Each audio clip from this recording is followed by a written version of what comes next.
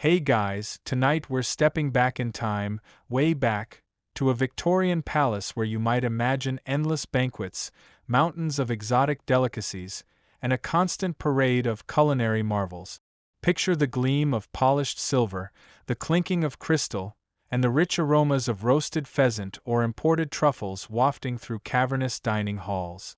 You can almost hear the rustle of silk and the hushed murmurs of royalty feasting on dishes so elaborate they'd make a Michelin-starred chef blush. You're probably picturing Queen Victoria herself, perhaps daintily nibbling on some rare fruit from a faraway land, or maybe a massive boar's head, apple in mouth, gracing the center of a groaning table. Well, prepare for a gentle reality check.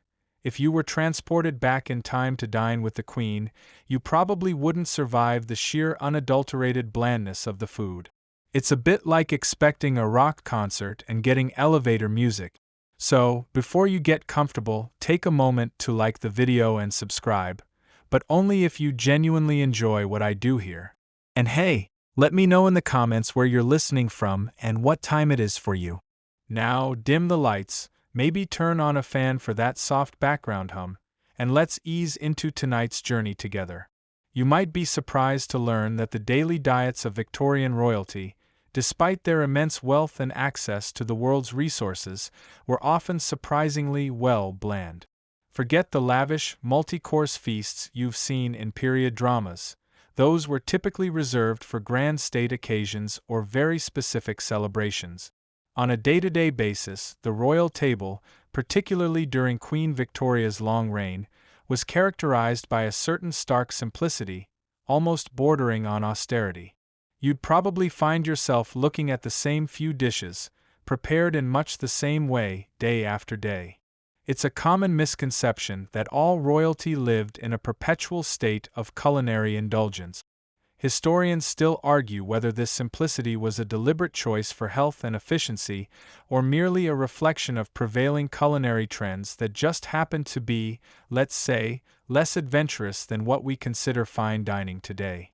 For instance, a mainstream historical fact is that the average Victorian dinner, even for the upper classes, often focused on roast meats and boiled vegetables, presented with little in the way of complex sauces or seasoning. It was about substance, not necessarily style. You'd find yourself presented with a plate that, by modern standards, might seem incredibly uninspired. Imagine sitting down to a meal where the most exciting thing on your plate is the subtle difference between boiled carrots and boiled cabbage. It's the kind of meal that makes you appreciate the spice rack in your own kitchen, doesn't it? And here's a quirky tidbit for you. It's rumored that Queen Victoria herself preferred plain boiled chicken and rice to almost any other dish. No exotic spices, no elaborate preparations, just the simple, comforting basics. It certainly puts a different spin on what you might expect from a monarch of the most powerful empire in the world. So, you're picturing the royal table, and instead of a feast for the ages, you're getting, well, something closer to a sensible weeknight dinner.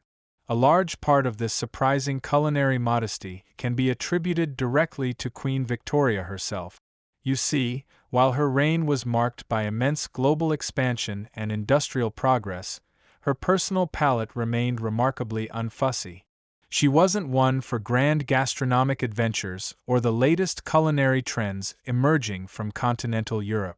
In fact, her preferences leaned heavily towards simple, wholesome, and often rather plain British fare.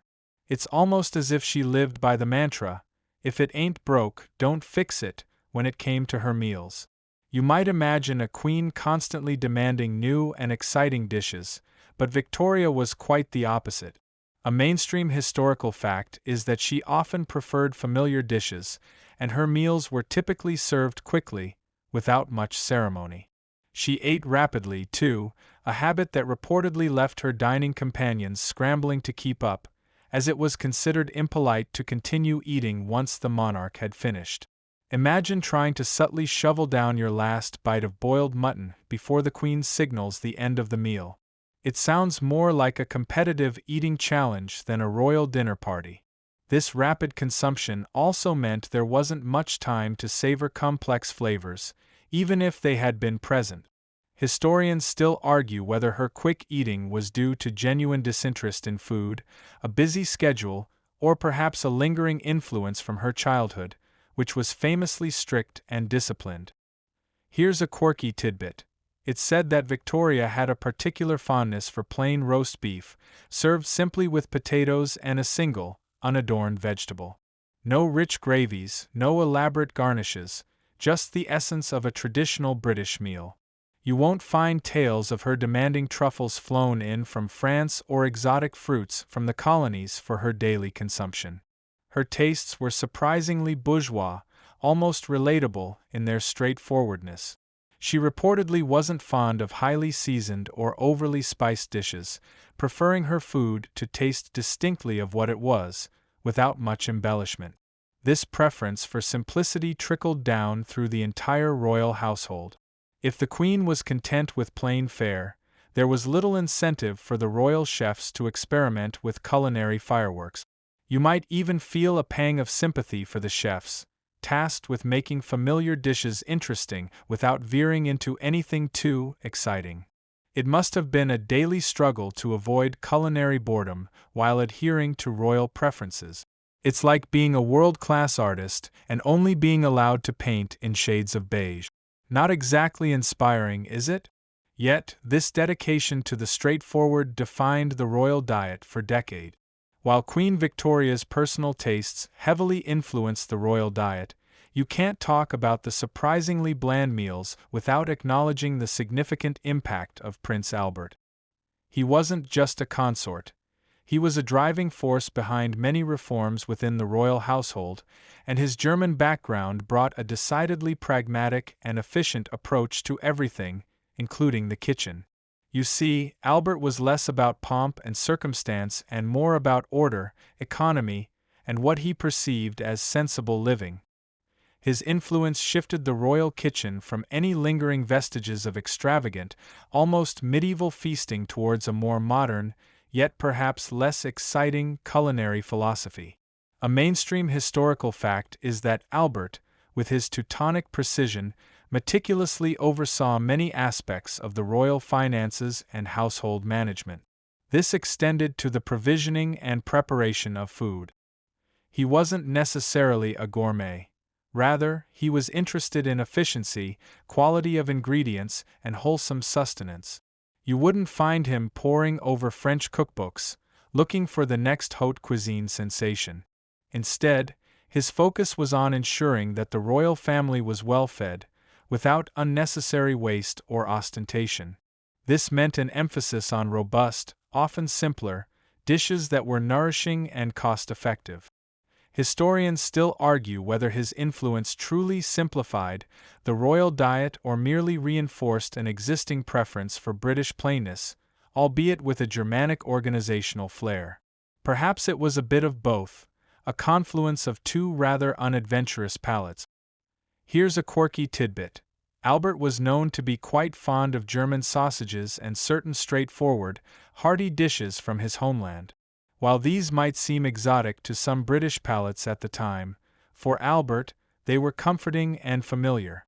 Imagine a royal dinner where a simple plate of sausages and sauerkraut might appear alongside the more traditional British roast. It certainly adds a different texture to the culinary landscape you're imagining.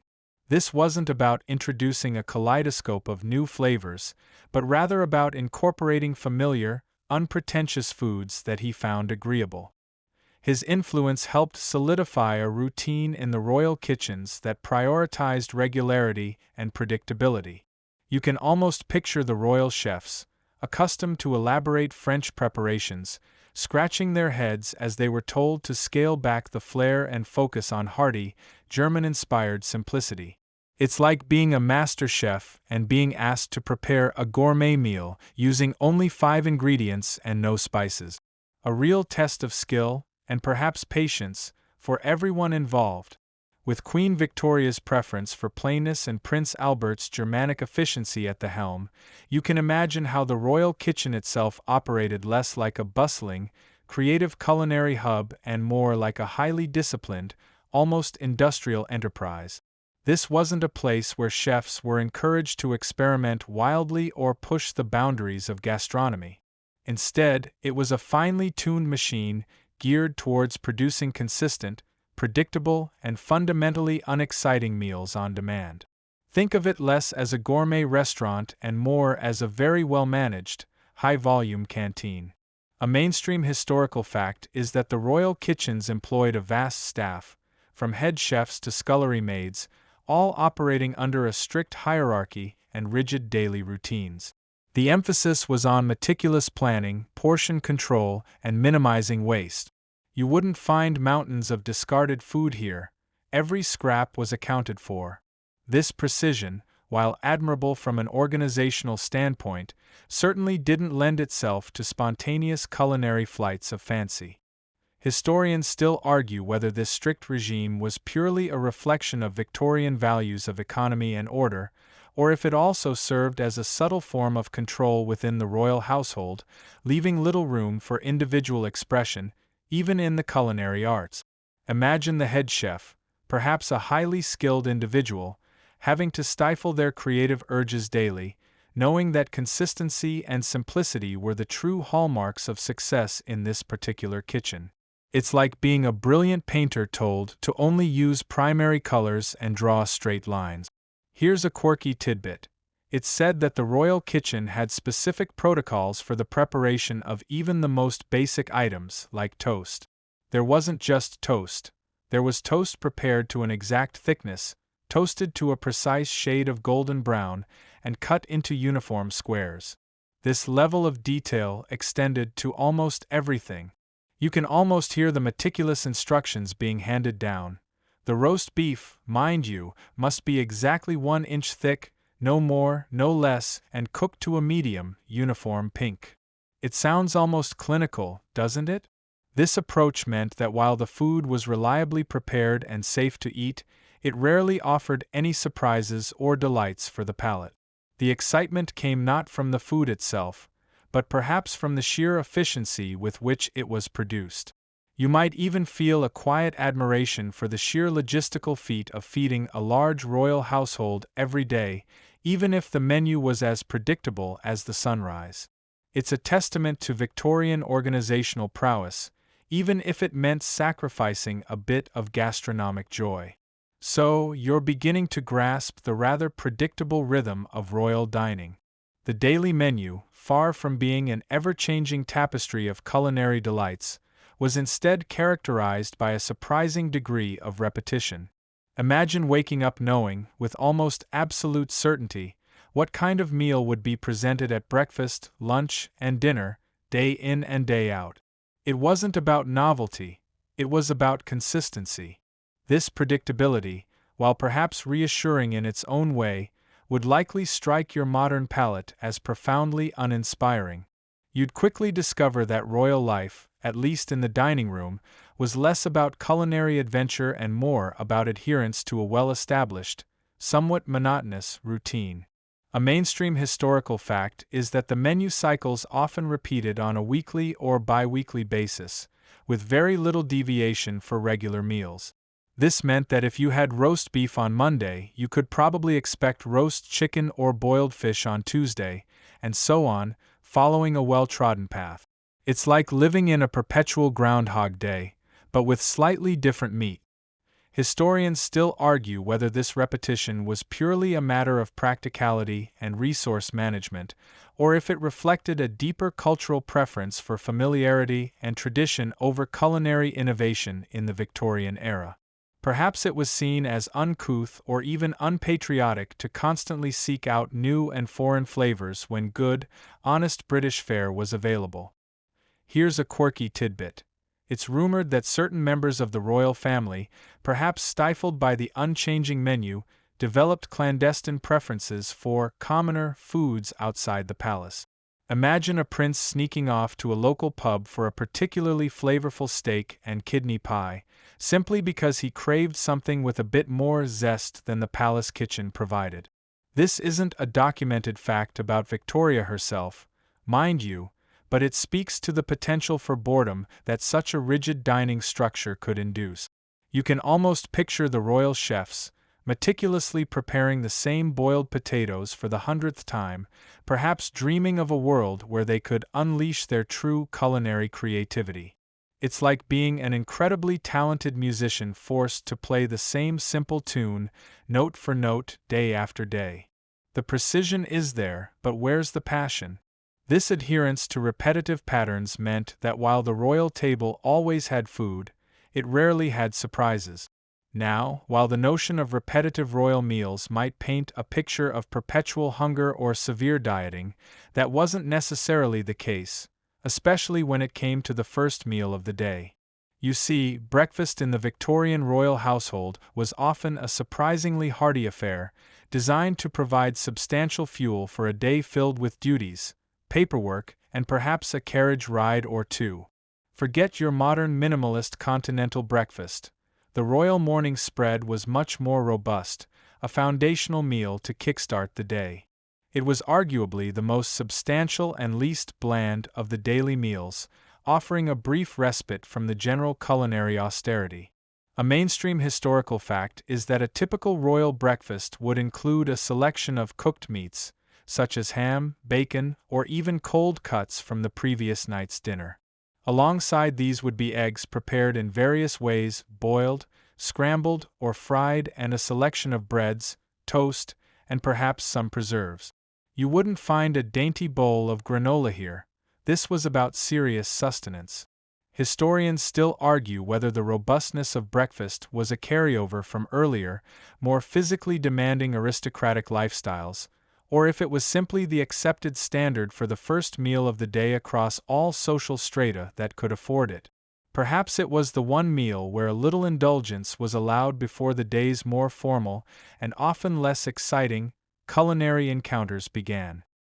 Here's a quirky tidbit. It's said that Prince Albert had a particular fondness for a thick porridge or oatmeal for breakfast, a nod to his German upbringing and its emphasis on hearty, nourishing staples. While the Queen might have enjoyed her simple eggs and toast, Albert's presence ensured that substantial, warming options were always available. Imagine the aroma of simmering oats mingling with the scent of bacon, a comforting blend that would welcome you to the palace dining room. It's a far cry from the delicate pastries or fresh fruit bowls you might envision. This emphasis on a solid breakfast meant that even if the rest of the day's meals were somewhat monotonous, you started your day feeling well-fed, perhaps even fortified against the impending blandness. It's like being given a super-powered energy bar before a long, slightly dull meeting. You might not enjoy the meeting, but at least you won't be hungry. After that surprisingly hearty breakfast, you might hope for a continuation of satisfying, albeit simple, meals. However, as the day progressed, the royal luncheon tended to be a rather light and, frankly, unremarkable affair. Unlike the substantial start to the day, midday meals were typically less formal and often perceived as a mere interlude between morning duties and the more ceremonial evening dinner. You wouldn't find grand spreads or elaborate dishes. Instead, it was a quick, functional repast designed to keep hunger at bay without demanding much attention or culinary flair.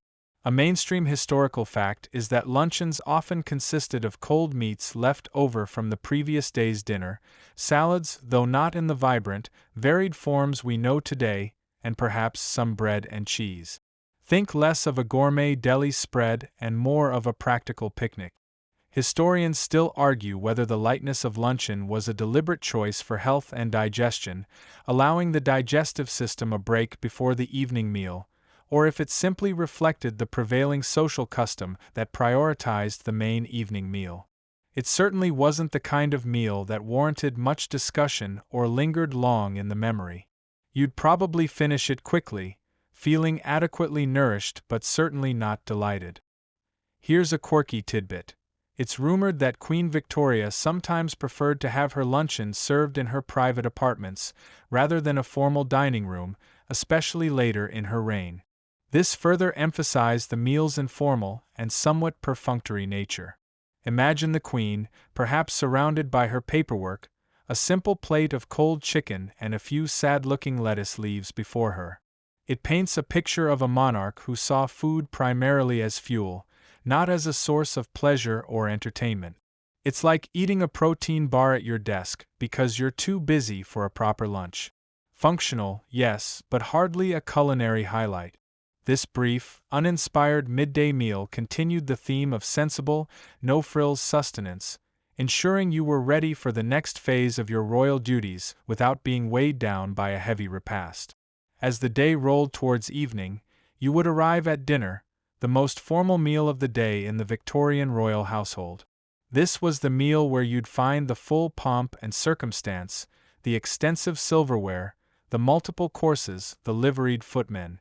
Yet, despite all this outward display, the actual food often adhered to the prevailing theme of blandness and predictability that characterized the royal diet. It was formal, yes, but not necessarily exciting. You might find yourself admiring the elaborate table settings more than the dishes served upon them.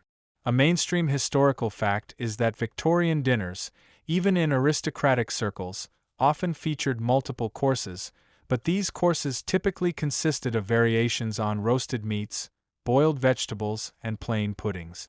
The variety came from the sheer quantity of food, not necessarily from diverse flavors or innovative cooking method. Imagine a procession of platters, each carrying a different type of roast beef, lamb, poultry, followed by a selection of equally plain, steamed or boiled vegetables. Historians still argue whether this emphasis on quantity over complexity was a genuine preference, a sign of prosperity, or simply a reflection of culinary techniques that hadn't yet embraced the lighter, more nuanced styles that would become popular later. It was certainly about abundance, but not necessarily about refined taste. Here's a quirky tidbit. It's said that Queen Victoria had a particular aversion to garlic and onions, two ingredients often considered foundational to adding depth and flavor to savory dishes. This royal dislike meant that the chefs were severely restricted in their use of these common aromatics, further contributing to the overall lack of punch in the food. You can almost feel the chef's frustration, trying to create distinct flavors without some of the most basic building blocks. It's like being a musician asked to compose a symphony without any brass instrument. Possible, yes, but certainly more challenging and perhaps less impactful. So, while you might be surrounded by the trappings of luxury, the taste on your tongue would likely be far from a culinary adventure, a testament to the idea that even royalty had to contend with the occasional culinary monotony. You're settling into the predictable rhythm of royal dining, but it's important to remember that the limitations weren't always purely a matter of preference or policy. The technology of the era also played a significant role in shaping what could and couldn't be served. Food preservation methods in Victorian times, while advancing, were still rudimentary compared to today, posing a constant challenge to ensuring freshness and variety in the royal diet. You wouldn't find a walk-in freezer packed with exotic produce flown in from across the globe. Instead, the chefs worked within the confines of what was seasonally available and what could be kept without spoiling. A mainstream historical fact is that refrigeration as we know it was largely non-existent for domestic use, relying instead on ice houses, cellars, and rudimentary iceboxes for cooling perishable goods. This meant that fresh meat, fish, and dairy had a very limited shelf life, dictating how quickly they needed to be consumed after acquisition. Historians still argue whether the challenges of preservation inadvertently reinforced the reliance on more robust, cooked dishes that could be kept warm or reheated, or if the lack of variety simply meant a greater appreciation for the few fresh items that were available. You can imagine the constant vigilance required from the kitchen staff to ensure that no spoiled food ever reached the royal table, a task far more demanding than it sounds. Here's a quirky tidbit. To combat spoilage, pickling and salting were incredibly common methods for preserving everything from vegetables to meat. So, while you might not have had a wide variety of fresh greens year-round, you could certainly expect a selection of pickled onions or salted beef. Imagine a royal chef, meticulously brining cuts of meat or filling jars with pickled vegetables, knowing that these humble techniques were crucial for maintaining a consistent food supply throughout the year. It's like building a gourmet meal with only non-perishable items, a true test of ingenuity, or perhaps just a resigned acceptance of limitations. This constant battle against spoilage undoubtedly contributed to the practical, rather than gourmet, nature of the royal diet, making blandness a necessary byproduct of preservation. Given the limitations of preservation and the prevailing culinary tastes, you're now well aware of the dominant figures on the Victorian royal menu, the ubiquitous roast and boiled vegetables. These weren't just occasional features. They were the reliable, ever-present mainstays, forming the bedrock of nearly every lunch and dinner. Imagine a culinary landscape where novelty was rare, and the comfort of the familiar, even if unexciting, reigned supreme. You'd quickly learn to identify the subtle differences between various roasts and the varying degrees of softness in your boiled greens. A mainstream historical fact is that roast beef, roast lamb, and various forms of roasted poultry were almost daily occurrences at the royal table. These would be served with a rotating selection of boiled potatoes, carrots, cabbage, and sometimes turnip. Flavoring was minimal. Salt, pepper, and perhaps a simple gravy made from meat drippings were often the extent of the seasoning.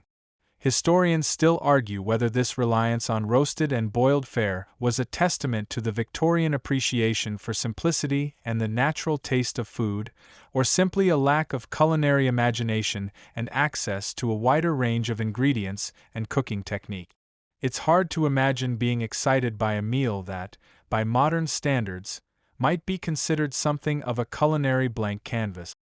Here's a quirky tidbit. It's rumored that the boiled vegetables were often cooked for extended periods, resulting in a very soft, almost mushy texture, quite different from the crisp tender vegetables we prefer today. Imagine trying to identify a boiled carrot from a boiled parsnip purely by feel, without the aid of sight or taste, because they've both been cooked into oblivion. It's like trying to tell the difference between two different brands of white bread by feel alone. This soft texture was, in fact, often considered desirable at the time, possibly for ease of digestion or simply as a cultural preference. So, while you might long for a vibrantly colored, al dente vegetable medley, you'd likely be served a plate of soft, pale green or orange mounds, all tasting remarkably similar. It certainly puts our modern obsession with al dente in perspective, doesn't it? So, you've become accustomed to the parade of roasts and the soft comfort of boiled vegetables. But what about the wider world? Surely, with an empire as vast as Britain's, some exotic, foreign dishes would occasionally grace the royal table, wouldn't they? Well, you might be disappointed to learn that true international cuisine was a rare guest, and when it did appear, it was often met with a mixture of polite curiosity and general misunderstanding, rather than enthusiastic embrace. It was less about culinary exploration and more about a cautious dip of the toe into unfamiliar waters. A mainstream historical fact is that while British influence spread across the globe, the reverse flow of culinary traditions into the royal palace was remarkably slow. When foreign dishes were introduced, they were often heavily adapted to suit the prevailing bland British palate, losing much of their original character. Imagine a curry, stripped of its spices, or a delicate French pastry made overly sweet and heavy. Historians still argue whether this resistance to foreign flavors was a form of cultural insularity, a genuine preference for the familiar, or simply a practical matter of ingredients and specialized cooking techniques being difficult to procure and master. You can almost hear the sighs of exasperation from a visiting dignitary, hoping for a taste of home, only to be presented with a heavily anglicized version of their national dish. Here's a quirky tidbit. It's whispered that even a seemingly simple dish like pasta, if served, might have been boiled for an excessively long time, resulting in a texture far removed from the al dente standard we crave today. Imagine a plate of macaroni, soft to the point of disintegration, perhaps served with a plain, unseasoned sauce. It's like trying to appreciate a delicate foreign opera when sung entirely in a monotone.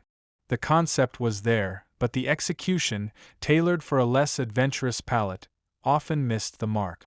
This meant that while the empire brought goods and influences from every corner of the world, your royal dining experience remained stubbornly, profoundly British, even when attempting to be otherwise. It highlights a fascinating resistance to culinary change, even amidst global power. Now, you might be wondering about the youngest members of the royal family amidst all this culinary conservatism. Were they allowed a bit more leeway, a dash of youthful indulgence? Quite the opposite, actually. The diets of the royal children were often even more strictly regimented than those of their parents, driven by prevailing medical beliefs about child health and a strong emphasis on discipline and wholesome, plain fare. It was less about nurturing a budding gourmet and more about ensuring robust health through a controlled and unvarying diet. A mainstream historical fact is that children's diets in Victorian high society were often surprisingly plain, focused on milk, simple porridges, boiled vegetables, and very lean meat. Sugary treats and rich foods were largely restricted, seen as detrimental to health and character. You wouldn't find royal toddlers munching on chocolate biscuits or sugary cakes. Their treats, if any, would be simple fruits or perhaps a plain scone. Historians still argue whether this strictness was genuinely beneficial for their health, given the limited understanding of nutrition at the time, or if it was another manifestation of the rigid discipline that pervaded Victorian upper-class child-rearing. It certainly made for some rather unexciting mealtimes for the young princes and princesses. Here's a quirky tidbit. It's believed that the royal children were often made to eat every morsel on their plate, a common Victorian practice to instill good habits and prevent waste. Imagine a young Prince Edward, later King Edward VII, staring down a plate of lukewarm, boiled greens, knowing that no dessert, however plain, would appear until every last bit was consumed. It's like being in a staring contest with a plate of broccoli, and the broccoli always wins. This rigorous dietary control, while perhaps well-intentioned, likely did little to foster a love of food, instead reinforcing the idea of meals as a duty rather than a pleasure. You can almost feel the collective sigh of relief when they were finally old enough to perhaps, just perhaps, choose a slightly more palatable option for themselves. Behind the surprisingly simple meals and the rigid adherence to routine, you'd find a dedicated, highly disciplined, and often almost invisible army, the Royal Culinary Staff. These were the individuals tasked with translating royal preferences and Albert's efficiency into tangible, edible reality, day after day, year after year. Their world was one of intense precision, meticulous planning, and a certain degree of secrecy. You wouldn't find them seeking celebrity. Their skill lay in their ability to consistently deliver what was expected, without fuss or fanfare. A mainstream historical fact is that the royal household employed a large staff of highly specialized cooks, bakers, pastry chefs, and scullery maids, often trained in the finest kitchens in Britain and sometimes abroad. Each had their specific role, working in a hierarchical structure that ensured smooth operation. Imagine the sheer coordination required for every meal. From the purchasing of ingredients to the final plating, every step was choreographed. Historians still argue whether the perceived blandness of the royal diet was a source of frustration for these highly skilled professionals, or if they took pride in the efficiency and consistency of their output, regardless of gastronomic excitement. Perhaps the challenge lay in making the simple perfectly, rather than making the complex at all. Here's a quirky tidbit. It's rumored that the security around the royal kitchens was incredibly tight, with stringent checks on all incoming provisions and strict protocols for staff movement. This wasn't just about preventing theft, but also about safeguarding the royal family from any potential harm through food. Imagine a head chef, not only responsible for the quality of the cuisine but also for its complete security, overseeing every basket of vegetables and every cut of meat as if it were a national secret. It's like running a high-stakes, extremely quiet, culinary spy agency. This level of discretion and control meant that the inner workings of the royal kitchen remained largely unknown to the public, adding another layer to the enigma of the royal diet. Their efficiency and discipline ensured that the seemingly bland meals were at least consistently and safely served. So, you've absorbed the consistent theme of culinary restraint in the daily lives of Victorian royalty. However, it wouldn't be entirely accurate to suggest that every single meal was an exercise in unadorned simplicity. There were indeed exceptions to the rule, moments when the royal table, for a brief period, shed its everyday blandness and embraced a more celebratory, even opulent character. These were the special occasions: state banquets, significant anniversaries, or visits from foreign dignitaries. In these instances, the full resources of the royal kitchen, and indeed the empire, were brought to bear, creating a spectacle designed to impress and delight. A mainstream historical fact is that state banquets were meticulously planned, multi-course affairs, often featuring dozens of dishes, elaborate centerpieces, and highly decorative food presentations. These events were as much about diplomatic display and demonstrating imperial power as they were about the food itself. Imagine long tables groaning under the weight of intricate jellies, towering pâtés, and sculpted sugarwork, alongside more traditional roasts. Historians still argue whether the stark contrast between these extravagant banquets and the everyday simplicity highlighted the royals' parsimony in daily life, or if it simply reflected the accepted social custom of reserving true luxury for public demonstration. You wouldn't find Queen Victoria herself indulging in every single dish, but the sheer visual spectacle was undeniable. Here's a quirky tidbit. During some of these grand banquets, it was common for an ice sculpture, sometimes quite elaborate, to grace the center of the table.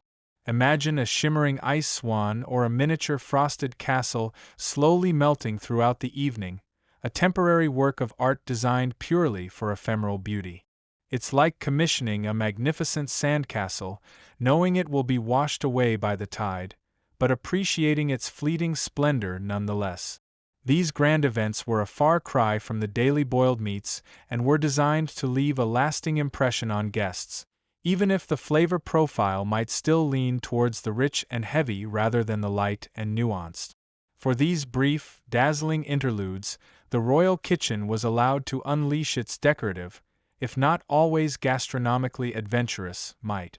As we gently bring our journey to a close, you're left with a rather fascinating picture of the Victorian royal diet. Far from the popular image of endless indulgence, it was, for the most part, a world of surprising restraint, predictability, and a culinary conservatism that might seem almost quaint by today's standards. Yet, this surprisingly bland diet, shaped by Queen Victoria's unfussy palate, Prince Albert's Germanic efficiency, and the limitations of 19th-century food preservation, had its own quiet legacy. It influenced not just the royal household, but also subtly shaped broader perceptions of what constituted a respectable and wholesome diet for the British upper classes. A mainstream historical fact is that the emphasis on roast meats, boiled vegetables, and plain puddings reinforced a distinctly British culinary identity, one that valued substance and tradition over continental flair or exoticism. This dietary conservatism trickled down, often seen as a mark of good breeding and sensible living. Historians still argue whether this royal example genuinely fostered national culinary habits, or merely reflected pre-existing British tastes that the monarchy happened to embody. You could say that if the Queen ate it, it must be proper, even if it wasn't particularly exciting. Imagine the Victorian cookbooks of the era, filled with recipes for perfectly plain boiled chicken, taking cues from the top. Here's a quirky tidbit. Despite the general lack of adventurousness, the sheer reliability and quality of the ingredients, particularly fresh produce from the royal estates, meant that even simple dishes were made from the best available. So, while you might have had boiled carrots, they were likely the most perfectly grown, freshest carrots imaginable. It's like having a limited palette of colors, but each color is the most vibrant and pure you can find. This subtle quality, perhaps unseen by the casual observer, was a hallmark of royal provisioning. You see, the legacy of the Victorian royal diet isn't about gourmet innovation or dazzling flavors. It's about a fascinating intersection of personal preference, national character, and the practical realities of an era that valued discipline and order, even on the dinner plate. The grand dining rooms, the clinking of cutlery, the soft murmurs of conversation, they fade now, much like the memory of those plain, yet consistently present, meals. You can almost feel the softness of the boiled vegetables on your tongue, the hearty simplicity of a roast, the quiet rhythm of a life lived by precise timetables, even when it came to food. It's a gentle reminder that even in the highest echelons of society, life's daily rhythms, including our meals, can often be far more ordinary than we imagine. The lights in the palace kitchens are dimming, the last of the embers in the great ovens are fading, and the royal household settles into a peaceful slumber. The aromas of plain cooked food linger faintly, a comforting, if unremarkable, scent in the quiet night. As your own thoughts begin to drift, let the stillness of this historical night envelop you. The world of Victorian royalty, with its unexpected dietary simplicity, recedes into the soft mists of time. You've journeyed through their dining habits, observed their unpretentious preferences, and perhaps even found a quiet appreciation for the unassuming nature of their daily fare. Feel the gentle calm settling over you, the quiet hum of the night, and let your mind unwind. Sleep, now, a deep and peaceful sleep, filled with dreams as pleasant and uncomplicated as a Victorian royal's perfectly boiled potato. Sweet dreams.